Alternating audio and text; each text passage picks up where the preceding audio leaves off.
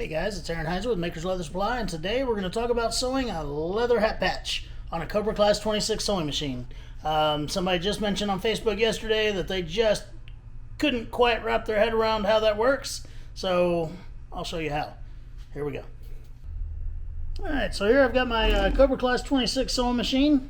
So I've got a size 138 thread on it, which if you watch any of my videos, you know that that's pretty much my standard. Here I have a hat, and here I have a patch. Okay, so sorry, hat and patch, a little off camera. Let me get that back on camera. Okay, so I need to get this to stick here, right? So what I use is double-sided tape. It's the same double-sided tape as I use in all my wallets and stuff like that, except this is thicker or wider. This is 3/4 of an inch wide. We do have this on our website as well as the others. I've tried other ways of sticking it on there, but this double-sided tape is quick and efficient, and so we like those things. Okay. Now I do want to show you there's different kinds of hats out there. This hat has a full front panel that is one piece, so it is a little bit easier, I guess, on this one.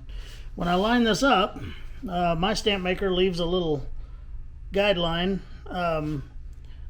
on the stamp to ensure that you can see where your center is. Okay, and I just press it on there using that guideline. Now you have to keep it in mind when placing this. There's a sweatband inside here. Okay, we got to take that sweatband and fold it down, and then any structural thing it's got like this holding it in, that cardboard's just trash anyway. You may want to keep them if you sell hats and you want to keep them nice. You may want to put that cardboard back in there. But anyway, but that's this kind of hat that has a full front panel. Okay, the one I'm wearing actually has a seam that goes down behind this, and it makes it a little bit more difficult to sew along the top. If you can see, actually the patch ends up being curved up there where it sews onto this. So it is a little bit more difficult, but with a little bit of practice, I've only wasted 2 or 3 hats in all the years I've been doing this.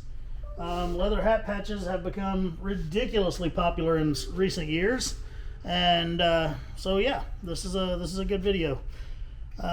Good bit of information for folks. So I'm going to get this thing up nice and close to my machine so you can see what's going on down there. Okay. All right. Now, I like to start somewhere on the bottom, not necessarily in the middle. Lock my wheels of my machine so it doesn't roll away while I do this. But I like to start somewhere on the bottom, not necessarily in the middle, but just somewhere on the bottom. Now, the bill can reach up and bump into, like I've got an edge guide on here, so it is bumping onto that, and that's okay. I just kind of maneuver it in there. But there we go. I'm going to start just on my side of center here. My stamp maker for my hat patches is Greg Turner of Turner Laser Works. And he includes a stitch line on all my stamps I have made. Okay, so alright, so I put my needle down in my stitch groove there, and I'm just going to start sewing. Okay, and I'm going to go nice and slow. You do a couple of dozen of these in a day and you get pretty quick with it, but I only do 1 or 2 of them a month probably, so I'm not very quick. Alright, now I forgot to say, I unsnapped the back of them to help it roll over that cylinder arm a little bit easier. Okay, but now I'm going up towards the top of the hat.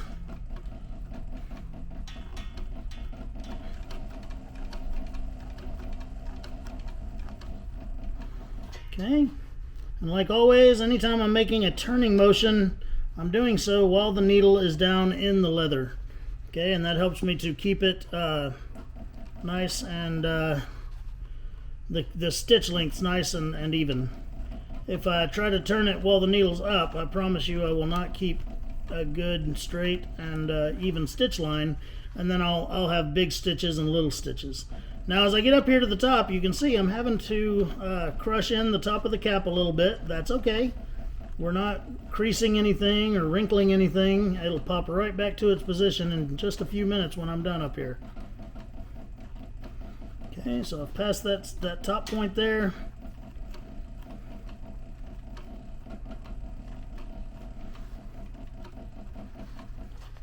Okay, we're almost to the corner, so we'll turn it again with the needle down. It is a rounded corner, so I'm having to turn it twice.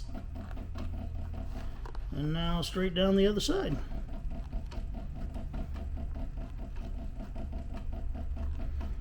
Now, once I get back down to the bottom again, I need to just double check and make sure that sweatband didn't roll back up inside the hat, because there's nothing worse than sewing that thing in. Aesthetically, it doesn't look very good, and then also it makes it to where it'll probably rub on the wearer's head and make it uncomfortable as well. Alright, so we're back on the bottom, being very careful with the bill. We're going super slow to make sure that the bill slides under my machine like it needs to.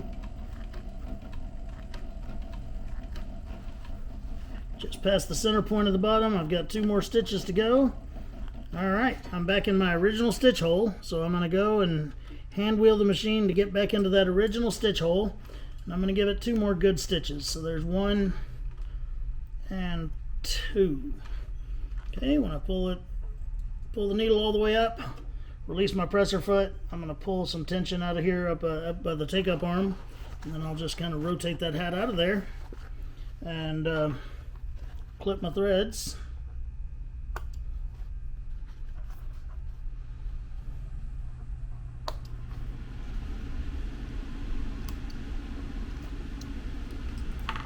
And there we go. Sorry. It's on there. It's nice and straight. It's pretty. And somebody's going to love this hat. So, until next time, I'm Aaron Heiser of Maker's Leather Supply. This is a Cobra Class 26, and we have now sewn a hat patch with it. Have a great day.